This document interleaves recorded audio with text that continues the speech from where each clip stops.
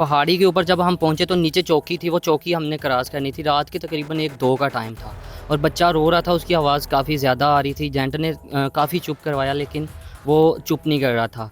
तो 1-2 दफ़ा चुप नहीं हुआ, वो जब बोला उसको नहीं करवाया उसने चुप, तो जेंट ने उसको पकड़ के पहाड़ी से नीचे फेंक दिया और वो जो उसकी माँ थी वो तो वहाँ बेहोश हो गई थी। लेकिन जो हम साथ बैठे थे, हमारा जो हाल था, हमारा तो उससे भी बदतर था। तो उसका कहना ये था कि अगर मैं ना फेंकूँगा तुम सब लोग पकड़े जाओगे, मैं भी पकड़ा जाऊँगा, वो मार देंगे ये वो। उसने बच्चे को पकड़ा और नीचे फेंक दिया। सिर्फ़ 1 सेकंड के लिए, 2 सेकंड के लिए उसकी आवाज़ आई नीचे जाते हुए, बाद में उसकी आवाज़ बंद हो गई वो बच्चे की।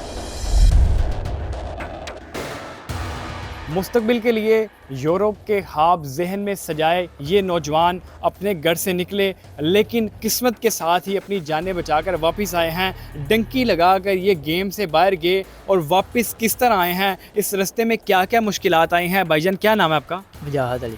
वजाहत, किस तरह गए? क्या आपको जेंट ने ख्वाब दिखाए तो फिर आप उनके साथ पैसे दे के चले गए? रास्ते में क्या क्या मुश्किलात आई? मैं इधर काम करता था तो जेंट से मेरा राब्ता हुआ, उसने बोला कि आपको इमिग्रेशन की गेम लगवाते हैं जी, गाड़ियों पे जाना आपने, पैदल नहीं चलना।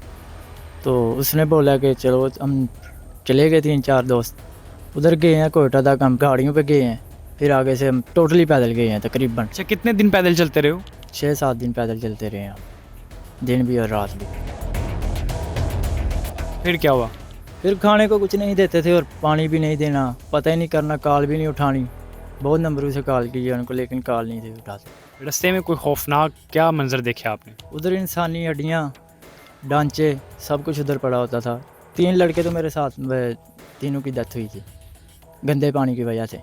पानी पिया उन्होंने?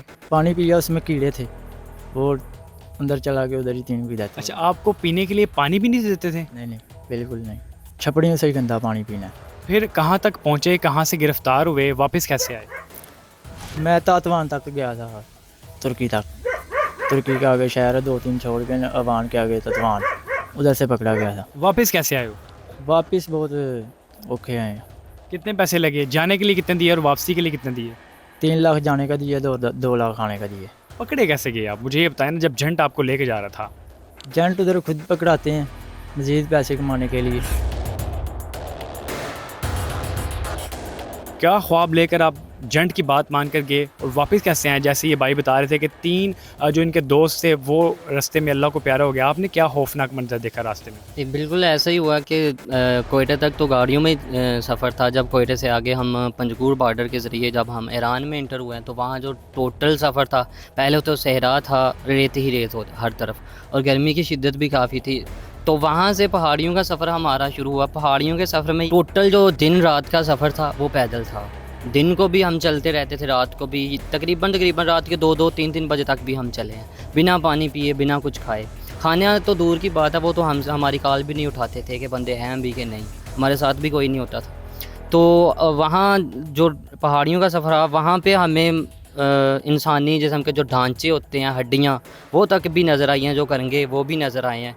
और काफ़ी ज़्यादा जो सामान वगैरह होते हैं, शूज़, मतलब सब कुछ वहाँ होता था, लेकिन हिम्मत नहीं होती थी कि हम यहाँ से कुछ उठाएं। अपना बड़ी मुश्किल से लेके जा रहे होते थे और उसमें ये होता था कि बच्चे, औरतें और बूढ़े तक भी जो है ना वो टंकी। अच्छा, बूढ़े, बच्चे, औरतें भी टंकी लगाती हैं?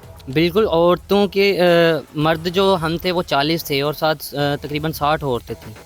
जो औरतें थी वो ज़्यादा थी हमसे, और औरतें जो होती हैं वो उनका सिस्टम ये है कि वो पाकिस्तान से नहीं, वो अफ़गानी होती हैं। टोटल 40 हम लड़के थे और 60 वो लड़कियां थी, औरतें थी, उनमें बच्चे भी थे।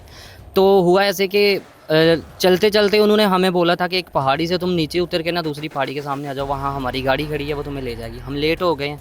उसकी सज़ा उन्होंने हमें इस तरीके से दी कि हमने जो शूज़ पहने थे वो भी हमारे उतरवा लिए हैं, जो कपड़े हमने पहने हुए थे विद जो हमारे साथ औरतें हैं ना उनके भी। औरतों के कपड़े भी उतार लिए? बिल्कुल, हम टोली होती है ना, वो 100 की थी और टोटल हम बिल्कुल जो कपड़ों के बगैर थे। 9 घंटे का सफ़र था, वो पहाड़ी के ऊपर जाना था और उससे नीचे उतरना था। वो बिना जूतों के और बिना कपड़ों के हमने वो सफ़र किया। वो उन्होंने हमें सज़ा दी थी और सज़ाएँ उनकी अजीबो-गरीब होती हैं। मेरे साथ जो 2 लड़के थे वो मेरे साथ वहाँ से जो आए, वो एक इधर बांस पकड़ के बीच में से फायर निकाल देते थे और दूसरी बात कि उसके ऊपर पानी फेंकते थे कि ये गल जाए, और उनसे इतनी स्मेल आती थी कि पास बैठा नहीं जाता।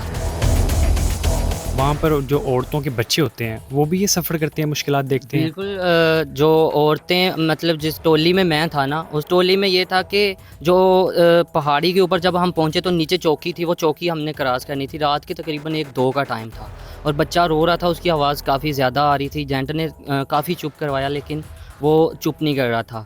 तो 1-2 दफ़ा चुप नहीं हुआ, वो जब बोला उसको नहीं करवाया उसने चुप, तो जेंट ने उसको पकड़ के पहाड़ी से नीचे फेंक दिया और वो जो उसकी माँ थी वो तो वहाँ बेहोश हो गई थी। लेकिन जो हम साथ बैठे थे, हमारा जो हाल था, हमारा तो उससे भी बदतर था।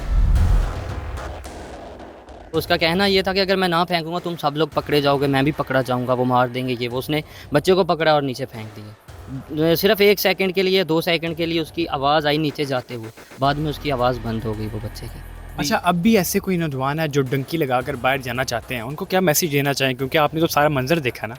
मैं तो बस इतना कहूँगा कि ये जो ख्वाब होते हैं ना, ये जो एजेंट लोग हमें ख्वाब दिखाते हैं, ऐसा वैसा होता कुछ नहीं, बहुत सब्ज़-बाग दिखाते हैं। लेकिन आगे जाके जो ज़लालत होती है ना, ये जान है, अगर जान है तो सब कुछ बंदा कमा सकता है। वहाँ जाके इतना बड़ा रिस्क लेने की ज़रूरत नहीं। हम अगर पाकिस्तान में रह के हमें जूते भी सिलाई करने पड़ जाए ना, तो मैं कहता हूँ कि 500 रुपया दिहाड़ी भी यहाँ पे 500 रुपया दिहाड़ी में काम मिल जाए ना, गटर साफ़ करने पड़ जाए वो कर ले, लेकिन ज़रा वहाँ जाने की जो ख्वाहिश है उसको मार दें तो बेहतर है। क्योंकि घर वाले भी पीछे ये उनको होता है कि हमारा बच्चा पता नहीं ज़िंदा भी है कि मर गया है, क्या सिस्टम है। 20-20 दिन पूरा महीना बात तक नहीं होती, किसी को पता नहीं होता कहाँ है। जेंट से बात नहीं होती, जेंट कॉल ही नहीं उठाता। नाजरीन, आपने यहाँ पर इन नौजवानों की बात सुनी। ये अपने मुस्तकबिल के लिए यूरोप जाने के ख्वाब ले ज़हन में यहाँ से निकले, लेकिन वहाँ पर जो खौफनाक मंजर इन्होंने देखे कि पहाड़ी से बच्चे को नीचे फेंक दिया गया। उसकी सज़ा सिर्फ उसका जुर्म बच्चे का ये था कि वो रो रहा था। एजेंट का ये कहना था कि इसकी आवाज़ से कहीं हम सब लोग पकड़े ना जाएं। तो देखने वालों के लिए इस स्टोरी का सबक यही है कि आप अपने बच्चों को डंकी लगाने और गेम के ज़रिए कभी बाहर ना भेजें, वरना ये जो डेड बॉडियां हैं वो आती रहेंगी।